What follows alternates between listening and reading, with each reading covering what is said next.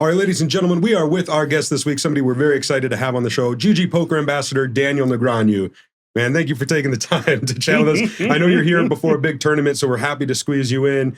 Welcome to the Chad and Jesse Poker Show. Yeah, thank the fact that I always show up way early and traffic wasn't overly bad, so we can squeeze in a few minutes here to chat with the boys. Yeah, it was very impromptu, so we don't have a list of questions, but you're Daniel Negreanu. We really don't need to, right, I have Jesse? a list of questions in my head. Oh my gosh, yeah. Well, go for it. Ask him one. Okay, when's your birthday?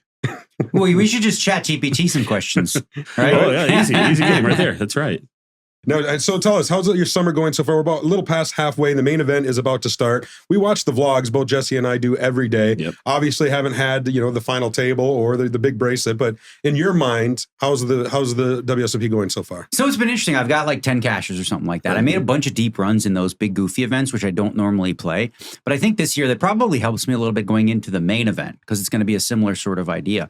And then, the hockey probably screwed me up a little early. You're right. Going to the games, missing some early levels because I really like showing up on time for those 10Ks. But of late, sort of catching a little bit of heat, had a good run in the stud 8. So I have had a blast. I'm actually just enjoying it and, don't want it to be over. Yeah. We talked about it on this show before that it was different for you to play these larger fields with the common folk, if you will, as opposed to the high rollers that you're used to. And you see it in your vlogs, like you're a poker celebrity, you have been. So what's it been like to have to interact with those fans on a player basis? It's way tougher. And here's the thing, I always on breaks and stuff, people are here and there, they're, asking me for pictures or whatever. Right. In the Gladiator versus the 25K PLO where nobody cares, right? Nobody wants a picture. Right. It's a 25K. But in the $300, and I played it for several days, I was exhausted, because it was constant, right? I never really felt like I had 5, 10, 15 minutes to myself because there's always somebody wanting to engage. So if I just wanted to zone in and play poker, it was very difficult because people come up all the time. So, and that's to be understood. It's a $300 buy-in tournament. People look and they go, what the hell are you doing here? It's a little bit of a shock.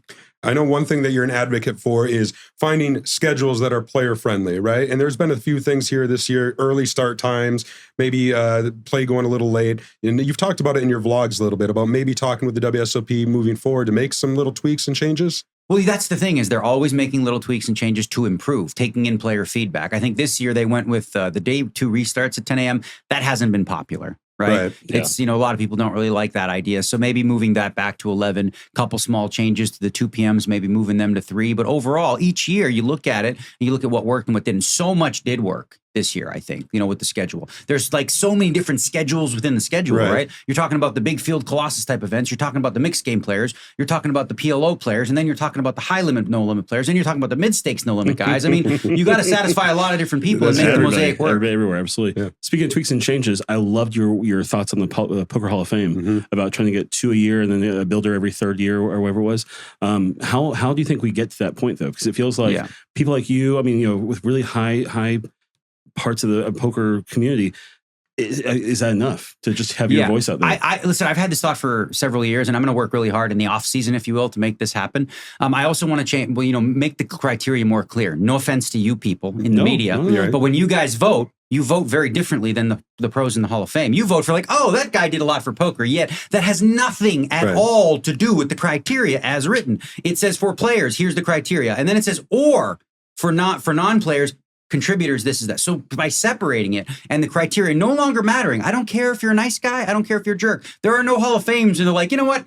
He batted 196, but he was a hell of a guy. No, that's not how it works. So I want the player category to be pure. I want it to be based on numbers, based on what it says, respect from your peers. And then in the builder category, putting one of those people in every 3 years. So that way you can stop comparing apples to oranges. Like, how do you compare a Isai Scheinberg and a Matt Savage to Brian Rast, who's a shoo-in, first time ballot guy, right? How do you make this comparison? And there's only one that goes in, so you have to make the choice. And for me, I can't make a case for this year. Isai, I can always make a case for it, but I can't make a bigger case for him or anyone else than I can Brian Rast. That was answering my next question. It was going to be who do you like on this year? So I know you're with friends with Josh Aryeh and things like that too. Mike Matusow's on there, very deserving. But like you said, with Rast winning that Poker Players Championship for the 3rd time, really impressive. Well, here's the thing. I have so much respect for Josh and Jeremy Osmus, who both are Hall of Famers. And they both said, Rasty deserves it. That's class. That's respect. Like if you're one of the other nominees, with all due respect, Mikey, Matusow, I believe you should get in, but you ain't Brian Rast, bro, right? Matt Savage, I know you've wanted to get in for 8-9 years, but you can't keep Brian Rast out. It's just like, you got to pull back and go, okay, you know what? This ain't the year. Maybe we change the rules in the future, but I think it would be dishonest for people to sort of look at that. And if they're not voting based on favorites or personal relationships, look at Brian Rast's resume. 6 bracelets, 3 PPC titles, played the highest stakes mix games in Bobby's Room, highest stakes PLO, no limit, big bet mix in Macau. He's done it all, right? There's literally nothing missing on this resume, and he's well respected by his peers. This I know because I'm one of them. But isn't the issue that each year we're going to have the same thing, where we're going to have more and more first-year candidates who definitely have the same sort of resume? I mean, when we have like Mercier coming up, Sean Deeb, all these guys who just have such impressive resumes, at what point do we get to look back and say, okay, Mike Matusow, you did build that resume, and we're sorry it's been a decade or so since that time when you should have gotten in. But at this point, with one person per year, we have to give it to you. And but the problem is, as we do that, it's the same thing. We just continue to build that backlog. Right. So with the current system, like that's obviously going to be an issue. But one of the things about Hall of Fames is this: there's supposed to be a barrier, right? The whole point is there should be guys like, oh my God, this one's close. They deserve it. If you just say, well, they're good, and everyone gets in, it starts to lose a little bit of its luster. I do think that, though, you may make a good point, though. There's so many more players in the game today than there was in the 70s and 80s, right? In the 70s and 80s, one a year was plenty because there wasn't that many. Now you have players from all over the world. And frankly, in the Hall of Fame, what's well underrepresented is European players and European influence, right? We just don't have enough of that, and that's unfair. So again, my idea, and I'm going to actually, like I said, this offseason, I'm going to take a really hard stance and really try to make this happen, for next year, to really kind of, because I just don't think a lot of thought has gone into sort of the evolution of the changes. Also, the way that the Hall of Fame used to induct, you had to be a Bobby's Room player. You just had to. Tournaments were not a thing. Tournament players would go into Bobby's Room, and if they could hack it for 15, 20 years, maybe they get in. Obviously, that's changed. So I would change the criteria, saying if you dominated in online poker, if you dominated in tournament poker, if you dominated in high-stakes cash, whatever the case may be, you get in. Guys like Ray DeCargani, unfortunately, they never get nominated, but like everyone in the community knows, he's a killer. Yeah. And that's what it used to be. It used to be us deciding. You guys can sort of speculate based on numbers you see at World Series, events and stuff, but you don't have the insight to say how hard it is to play against Ray D, because you've never done it, right? Those that do, they're the ones responsible for doing the right thing in the end. And rightfully so. You called us out on our show we had a couple weeks ago when we talked about the Poker Hall of Fame and Roger Moore. Oh my God. You guys are talking about Roger Moore, James actor, Bond. I'm like, no, Roger Moore was a player, guys. He was a high stakes pro. I was going to ask you, because that's certainly a name that a lot of people haven't heard about. Did you know him? Did you get to play with him? What do you know about him? Yeah, I started in the late 90s, and Roger Moore was a name back then. I think he's on some of the old World Series of Poker videos, like in the main events and stuff like that. But, it's funny, because after you did that, I was trying to look up a picture of him. I couldn't find one. None. Right? So then I get why you guys thought it was actually Roger Moore, but it's not. But but anyway, I listened to your podcast about, the sort of the intricacies of this. And I do think it's important now to just separate the two, right? Let's stop comparing celebrities and influencers and contributors to players. Let's keep it pure. Right. This Sunday is Doyle's memorial service, and of course, I know that you were close to him. And what are you looking forward to with this celebration? Well, like you said, it's a celebration of life. Brian Balsbog, who was my agent, him and Doyle were very, very close, as well as Jack Binion. They would have lunch every week, without fail. So cool. And they were very, very close. So Brian is putting a lot of effort into making this special. We've got a good list of speakers that are going to share. There's going to be video tributes, and there won't be any live stream for it, but there will be something packaged that you can watch later. And I just think it's going to be an opportunity for people to sort of kind of give respect to a man who saw it all. Who is the original solver, the guy who manually was dealing out hands to figure out what beats what over the long run. I think a lot of kids today just underappreciate, or they don't really know how big of an impact Doyle had. He wrote Super System, right? That was back then. People were mad at him for that. Oh, yeah. Because you don't do that. Right. You don't share your secrets. And he says he lost money because of that. Yeah, he saw a bigger vision, though. He saw a bigger vision of promoting the game to a certain degree. And, it was instrumental. It's essentially, the poker Bible. With your experience around Doyle, do you have any stories that just maybe we don't know about that have just kind of been kept to yourself that you'd be willing to share any favorite memories? I was talking to Brian about this yesterday to share, at the Celebration of Life, and I have a couple, but none of them are shareable.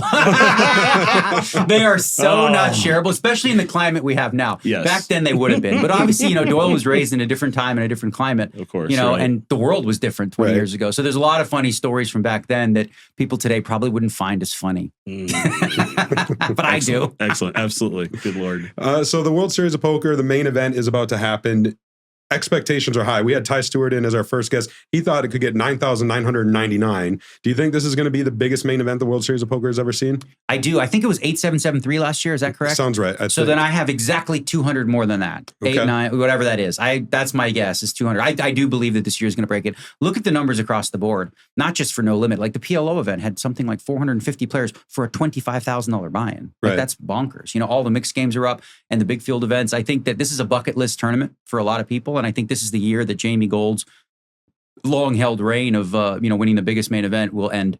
And GG Poker is sending a ton of satellite winners into it. Oh, yeah. Yeah, that's big, right? Obviously, part of the boom that led to Jamie Gold's big number was a lot of the online sites sending players, and since then we've seen that wane. But this year, GG Poker made a commitment to, getting a good number of players in there to add to the prize pool. Nice. So I know that you, in the past, you've traveled quite a bit, but since getting married, you really want to start staying home more in Las Vegas.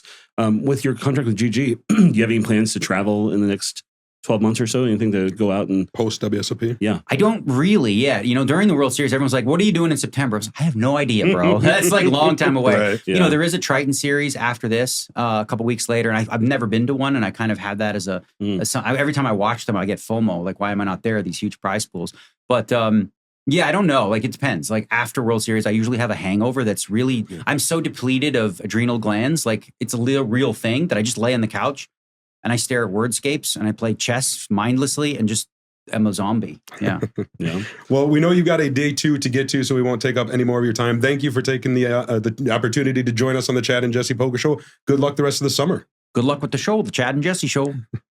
All Chad right. and Jesse Show. I don't know. You got to come up with a lingo. I mean, you're doing a great job right now. Shit. It's our new intro right there. The Chad and Jesse Show. I got nothing to rhyme with that.